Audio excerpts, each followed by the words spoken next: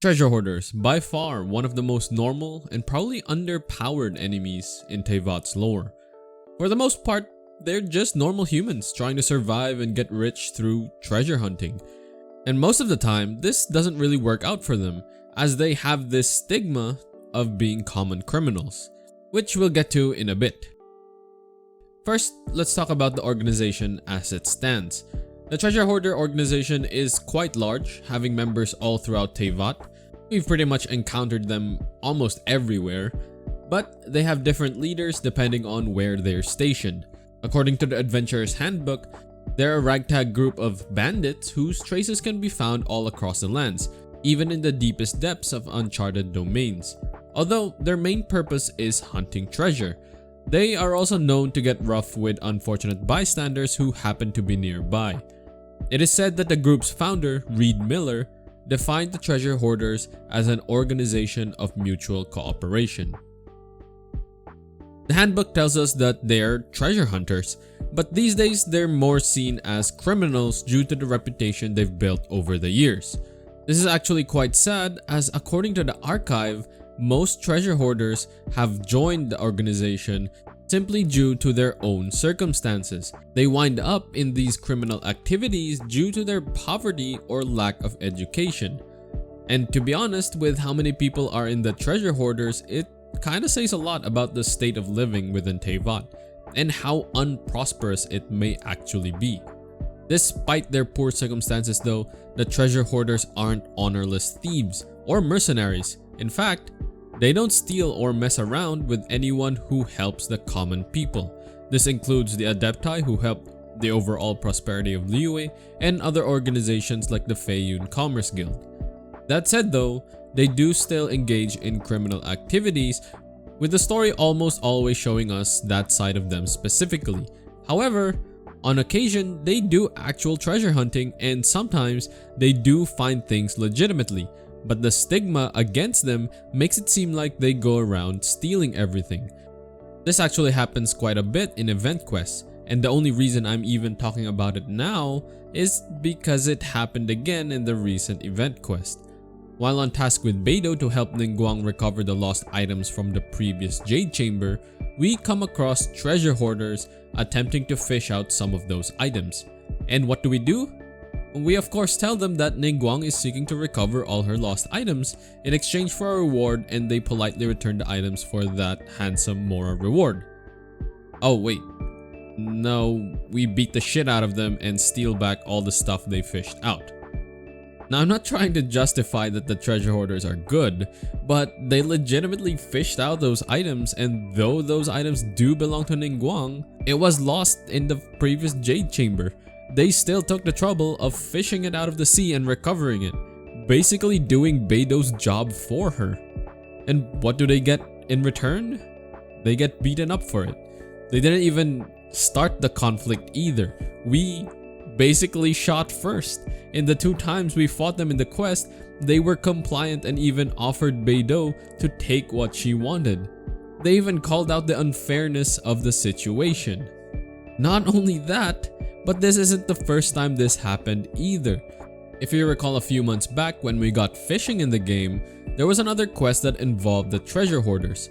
In that quest, we were tasked to find the fossil of the lunar leviathan, but the treasure hoarders found the fossil first, fair and square mind you. They didn't steal it from anyone, they didn't do any criminal activities to get it, they simply found it in Dragonspine. They didn't even know what it was, and only planned to sell it.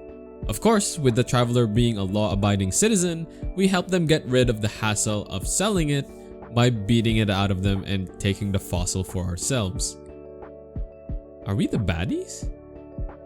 Anyway, there are these times that the treasure hoarders acquired their treasure legitimately, yet in the end, they still lose. If you look at it from their perspective, they're probably feeling like it's unfair. People who can control the elements are beating and stealing from them, and they can do nothing about it. It's just interesting to see how the normal people of Teyvat who are enemies fare against people with visions and elemental capabilities. They don't even have weapons. They use shovels, blacksmith hammers. their own fists. They don't have any martial prowess, martial arts. I mean, the best they have is a crossbow, and alchemists that can create a mix of chemicals to simulate the elements. Now, I know there are theories that state that the treasure hoarders are more important than they appear to be, like them being from Khaenri'ah or a hidden civilization or something like that. But we also know that the treasure hoarders recruit from the normal people of Teyvat, the downtrodden and those who are oppressed by society. But we also know that people have left the treasure hoarders and became capable members of society. So as far as I'm concerned, most of their members are just normal people of Teyvat. The treasure hoarders only dream of making it big, not even necessarily through criminal activities. They simply want to find treasure and use it to become rich.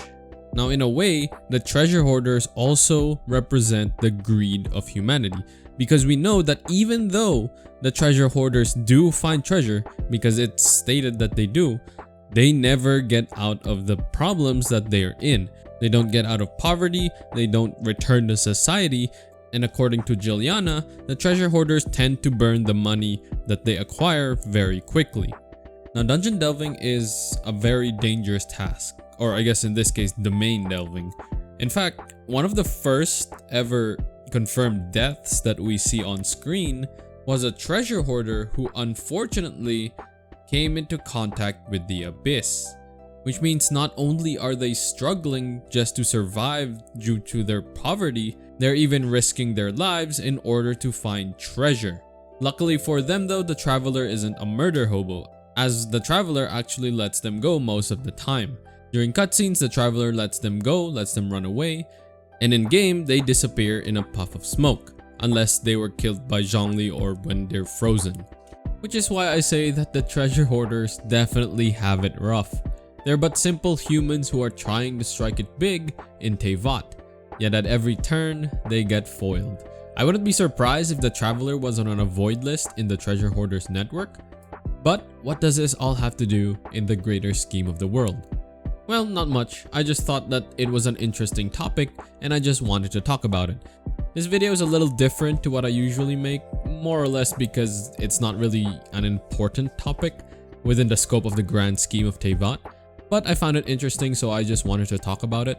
World building is one of the things that I like doing, and it's stuff like this that say a lot about the state of the normal people in the world. But what do you guys think? Do you think the treasure hoarders deserve this kind of treatment just because they're in the organization? Are the increasing number of treasure hoarders a sign of heavy poverty in Teyvat? Let me know what you think in the comments down below. And if you like topics like this, which are a little bit more random and just talking about whatever I find interesting within Genshin, let me know in the comments down below so that maybe I can make more. And don't forget to like and subscribe. Thank you for watching. See you next video.